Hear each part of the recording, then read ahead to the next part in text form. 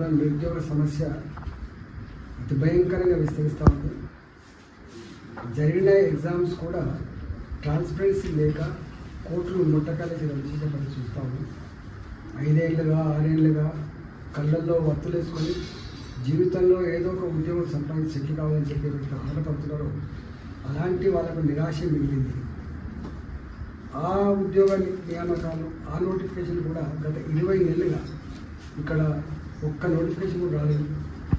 ఆనాడు కాంగ్రెస్ పార్టీ ఎన్నికల మేనిఫెస్టోలో కావచ్చు, ఎన్నికల సభల్లో వాగ్దానం చేసింది 2 లక్షల ఉద్యోగాలు నింపుతానని.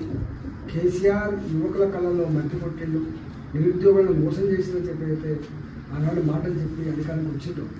ఇవాటికి ఎక్కడ గతంలో ఇచ్చిన నోటిఫికేషన్ ప్రకారం కొంత నియామకం జరిగింది తప్ప కొత్త నోటిఫికేషన్లలో వీళ్ళు చెప్పిన 2 లక్షల ఉద్యోగాలు ఇప్పటిదాకా రాలేదు.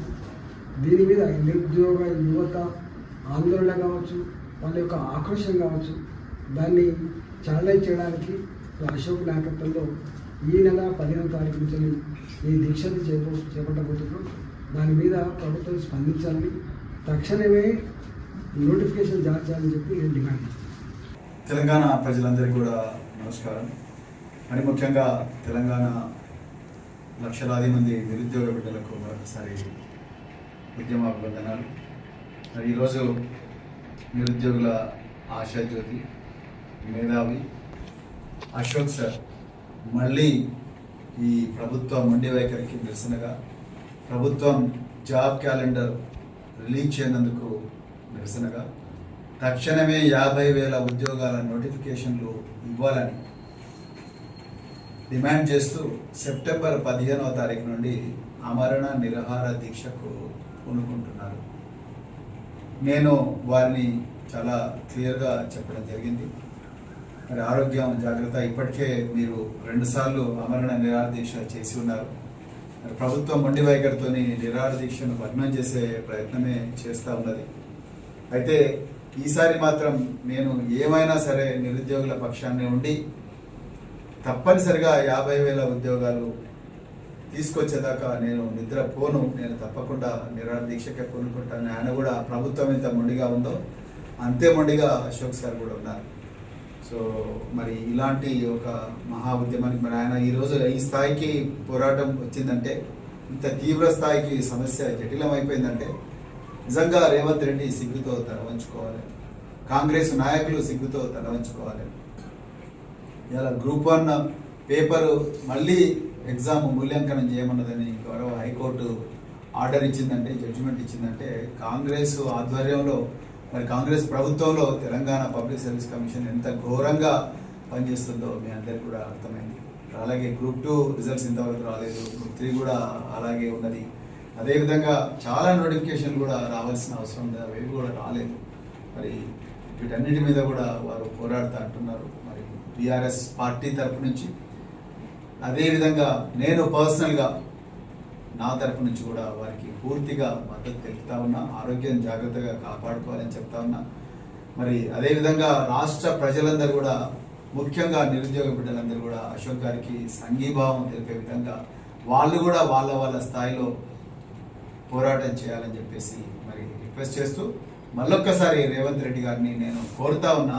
ఒక మేధావి ఈరోజు తన ప్రాణ త్యాగానికి కూడా సిద్ధమవుతున్నాడు అంటే మీరు ఈరోజు సిగ్గుతో తల వంచుకోవాలి. ముఖ్యమంత్రి గారు అర్జెంటుగా ఆయన స్టార్ట్ చేయకముందే మీరు నోటిఫికేషన్లు ఇచ్చే ప్రయత్నం చేయండి, లేకపోతే ఒక స్టేట్మెంట్ అన్నా ఇవ్వండి. కనీసం మేము ఇస్తున్నాం, ఫలానా డేట్ నాడు ఇస్తాం, గతంలో మోసం చేసినట్టు కాకుండా కనీసం ఈసారైనా నేను తప్పనిసరిగా ఈరోజు ఈ నోటిఫికేషన్ ఇస్తానని మీరు ప్రకటించండి, ఆయన ప్రాణాలని కాపాడండి అని చెప్పి చెప్తూ మరొకసారి అందరికీ కూడా జై తెలంగాణ.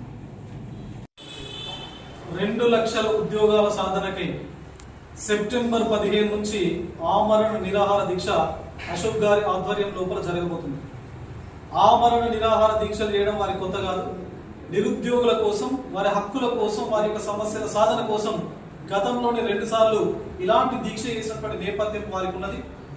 3వసారి అంటే ఈ ప్రభుత్వం మారిన తర్వాత, ఈ ప్రభుత్వం వస్తే నిరుద్యోగుల యొక్క బ్రతుకు చిత్రం మారుతుంది అని చెప్పేసి ప్రతి నిరుద్యోగి లాస్ట్ ఎలక్షన్స్ లోపల వారి ఊర్లకు వెళ్ళి వారి బంధువులకు ఫోన్లు చేసి వారికి తెలిసినటువంటి మిత్రులకి మీరు ఓట్లు వేయండి, ఈ ప్రభుత్వం వస్తే మా బ్రతుకు మారుతుంది అని చెప్పేసి క్యాంపెయిన్ లోపల పాల్గొని ఈ ప్రభుత్వాన్ని తీసుకొచ్చిండ్రు.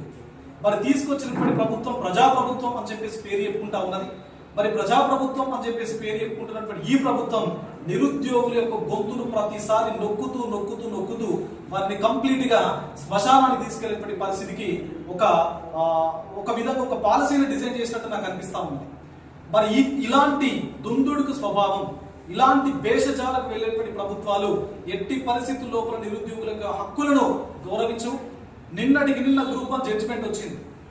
మరి గ్రూప్ 1 జడ్జిమెంట్ లోపల హైకోర్టు, ఆనరబుల్ హైకోర్టును రెస్పెక్ట్ చేయాలి, టీజీపీఎస్సీ కానీ ఇటువైపు ప్రభుత్వం కానీ. అలా కాకుండా మేము డివిజన్ బెంచ్కి వెళ్తాం, మేము సుప్రీంకోర్టుకు వెళ్తాం, మేము క్యూరేటివ్ పిటిషన్ దాఖలు చేస్తాం, ఇలాంటి స్టేట్మెంట్స్, ఇలాంటి మీటింగ్లు కాదు. ఈ ప్రభుత్వం రావడం లోపల కీలక భూమిక పోషించినటువంటి నిరుద్యోగుల యొక్క హక్కులను గౌరవించండి. హానరబుల్ హైకోర్టు ఇచ్చినటువంటి జడ్జిమెంట్ కాపీ ఏదైతే ఉందో దాన్ని రెస్పెక్ట్ చేయండి. సో చేసి you come forwards, you come down and give a hope to the unemployed youth in the state of Telangana. Because ఈ ప్రభుత్వం పైన గంపెడు ఆశలు పెట్టుకొని ఉన్నారు. ఈగోలొద్దు, అవసరం లేదు మనకు, భేషజాలు అవసరం లేదు, పట్టుదలలు ఎందుకండి మనకు? వీళ్ళే కదా, వీళ్ళందరే కదా మీకు ఓట్లు వేసి గెలిపించింది. ఒకసారి రండి, మాట్లాడండి, అశోక్ నగర్కి రండి, పక్కనే కదా సెక్రటేరియట్. ఎందుకు అశోక్ నగర్ సిటీ సెంటర్ లైబ్రరీకి ఒక 2 కిలోమీటర్ల దూరం ఉన్నారు. కూర్చోండి, మాట్లాడండి, మీకు ఏం కావాలి, ఏం కోరుకుంటున్నారు మీరు అంటే గొంతకు కోరికలు కాదు కదా వీళ్ళు కోరేది. రీ ఎగ్జామ్ పెట్టండి, వీలైతే జీవో 29 రద్దు చేయండి, రద్దు చేసి రీ నోటిఫికేషన్ ఇవ్వండి. ఎందుకంటే నోటిఫికేషన్ లోపలనే 1,00,000 లోపాలు ఉన్నాయి, ఇచ్చినటువంటి కీ లోపల 1,00,000 లోపాలు ఉన్నాయి. ఇవాల్యుయేషన్ ప్రాసెస్ ఇక చెప్పాల్సినటువంటి పనే లేదు. చాలా క్లియర్ కట్ గా జడ్జి గారు 222 పేజీల జడ్జిమెంట్ లోపల ప్రతి అంశాన్ని కళ్ళకు కట్టినట్టు ఉద్వేగపూరితంగా చూపించినటువంటి నేపథ్యం మనకు ఆ జడ్జిమెంట్ కాపీ లోపల కనబడతా ఉంది. మరి అంత క్లియర్ గా ఇచ్చినప్పుడు మళ్ళీ ఇంకా ఈగోలు ఎందుకంటే నాకు అర్థం కాదు. దయచేసి మీరు డివిజన్ బెంచ్కి వెళ్ళడం ఆపండి, వినండి వీళ్ళ సమస్యలు, ఆలోచన చేయండి, విశ్లేషణ చేయండి, అర్థం చేసుకోండి. విభిన్న రీతి లోపల డిఫరెంట్ ఎక్స్పర్ట్స్ మనకు ఉన్నారు కాబట్టి లీగల్ అడ్వైజెస్, సజెషన్స్ ఏవైతే ఉన్నాయో తీసుకోండి, తీసుకొని ఆగండి. దయచేసి ఆ తీర్పును మరొకసారి చెప్తుంటే గౌరవించండి, రీ ఎగ్జామ్ పెట్టండి, వీలైతే జీవో 29 రద్దు చేసి కంప్లీట్ గా మొదటి నుంచి రీనోటిఫికేషన్ ఇచ్చి అందరి నిరుద్యోగులకు న్యాయం చేసేటువంటి విధంగా మీ ప్రభుత్వం వ్యవహరించాలని చెప్పేసి మనస్ఫూర్తి కోరుకుంటున్నా. అదే విధంగా ఈ రాష్ట్రం లోపల ఉండేటువంటి నిరుద్యోగ సమాజానికి నా వైపు నుంచి రిక్వెస్ట్ చేస్తా ఉన్నా.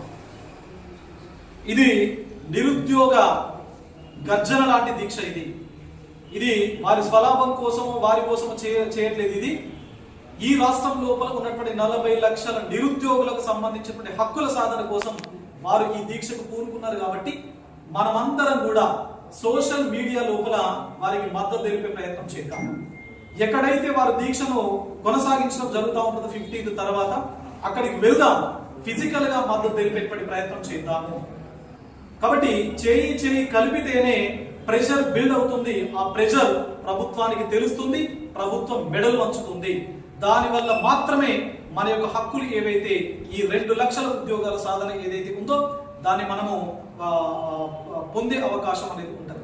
కాబట్టి we unite, we fight together, we will get it together. All the best. చేసే వరకు కూడా విడ్రా కాకుండా ఉండాల్సిందే. బయట ఉండి మనందరం మనం చేసే పాత్రలు చేయాలి. కానీ ఎలక్టెడ్ రిప్రజెంటేటివ్స్ అసలు మీరు చేయాల్సిన పనిది. ఓట్ల నాడు ఓట్లు వేయించుకొని నిరుద్యోగులతోటే మేము అధికారంలోకి వచ్చినామని ముఖ్యమంత్రి ఎల్బీ స్టేడియంలో ప్రమాణ స్వీకారం చేసినప్పుడు మీరు లేనిది నేను లేను అని మాట్లాడిండు.